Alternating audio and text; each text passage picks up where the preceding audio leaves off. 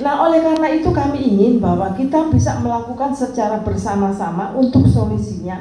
Yang jelas masyarakat itu perlu diedukasi, perlu ada sosialisasi, perlu ada pendampingan. Nggak mungkin masyarakat kita dengan keterbatasannya itu bisa melakukan sendiri kalau kita tidak bersama-sama melakukan kegiatan pendampingan dan pengawalan. Itu. Kemudian terkait tadi juga disampaikan terkait dengan koperasi yang sekarang ini sudah multifungsi. Saya sangat setuju sekali. Karena ini sedang kami kembangkan. Saya kebetulan masuk pada bulan November kemarin, akhir November, dan sekarang 6 bulan. Ternyata PR-nya koperasi dan UMKM itu sangat luar biasa banyaknya. Sampai tidur 24 jam kita nggak akan sanggup. Kita kerja Sabtu Minggu masih kerja. Tapi banyak sekali persoalan yang harus kita selesaikan secara perlahan-lahannya. Kita tahu bahwa kondisi koperasi di Jawa Timur, tolong jumlah koperasinya. Jumlah koperasi di Jawa Timur ini sangat luar biasa banyaknya. Karena kita ada kurang lebih kontribusinya sekitar 18,01%. Dari total koperasi kita ada 22.891. Yang mana 600 itu adalah punya koperasi pondok pesantren. Dan koperasi pondok pesantren ini ternyata juga punya banyak produk. Ternyata punya banyak produk dan mereka ada yang sudah mempunyai merek, ada yang belum. Kami dalam bulan Juni ini akan melakukan kegiatan pendampingan sekitar 500 produk untuk kita kurasi. Produknya koperasi pondok pesantren, sementara produk UMKM maupun koperasi kita adakan juga. Yang kemarin sudah lolos 77 produk. Nah, kenapa ini kami lakukan? Nah, untuk produk koperasi pondok pesantren ini, target kita itu 1.000 untuk tahun ini, yang mana ini adalah kegiatan kita kolaborasi dengan Bank Indonesia, dengan Kadin. Karena Bapak Ibu semua harus sangat paham, kondisi sekarang ini tidak mungkin semua bisa single factor.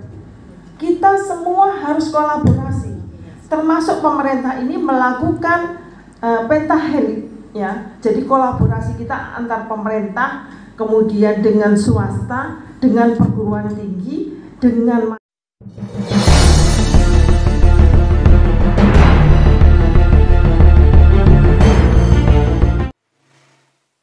Assalamualaikum warahmatullahi wabarakatuh. Nah, di sini saya sebagai tim dari Marifat Bisnis akan menganalisis versi Marifat Bisnis. Ini adalah peluang bagus ya, peran serta pemerintah di dalam kebangkitan era koperasi, khususnya Kepontren. Tetapi di sini peran pemerintah ketika membangun Kepontren memang tidak harus orang dinas koperasi itu sendiri yang turun, tetapi harus menggandeng kemitraan yang berbasis kurikulum, yang berbasis akademik dan berbasis praktisi. Di sini untuk membangkitkan gerakan koperasi pendampingannya, saran saya di era digital harus mampu menggandeng Alibaba secara internasional, mampu menggandeng YouTube, mampu menggandeng Google, harus bermitra dengan ke sana. Ketika pesantren sudah digandeng dengan digitalisasi yang berbasis YouTuber, Alibaba, Shopee, Bukalapak, Tokopedia, Lazada, Sampai baik itu yang berbasis bisnis to bisnis B2B atau C2C, customer to customer, di sini pesantren akan terangkat produknya. Kadang-kadang pesantren itu ketika produknya tidak laku, mereka akan jenuh dan stres. Nah, ini penting. Maka perlu pendampingan marketing secara internasional. Di samping itu perlu dari kelembagaan pesantren atau OPOP ini membentuk sebuah server berbasis digital yang berbasis marketing internasional, berbasis trading, berbasis B2B, C2C, sehingga jaringan pesantren, potensi pesantren itu tidak dijajah oleh kapitalisasi atau liberalisasi yang lain.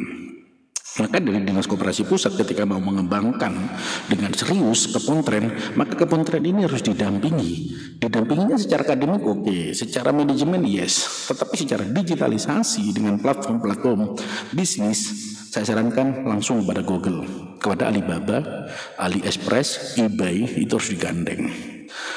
Secara lokal, Shopee, Bukalapak, Tokopedia harus digandeng dan dipastikan masing-masing pondok pesantren harus didampingi operator, harus difasilitasi operator digital minimal 1 orang atau 2 orang yang mampu melakukan digitalisasi di pondok pesantren. Kalau tidak, pesantren ini tetap menjadi sapi perah, tetap menjadi SPG selayaknya UMKM, karena UMKM kita itu sudah dijajah oleh menurut saya itu ya sudah dijajah oleh regulasinya tidak ada pendampingan yang berbasis praktisi, tapi hanya akademis, formalitas dan seterusnya, sehingga menjadi lipstick terkesan, sehingga banyak UMKM gagal, UMKM menjadi korban predatory pricing, UMKM menjadi korban digitalisasi dan seterusnya. Kenapa?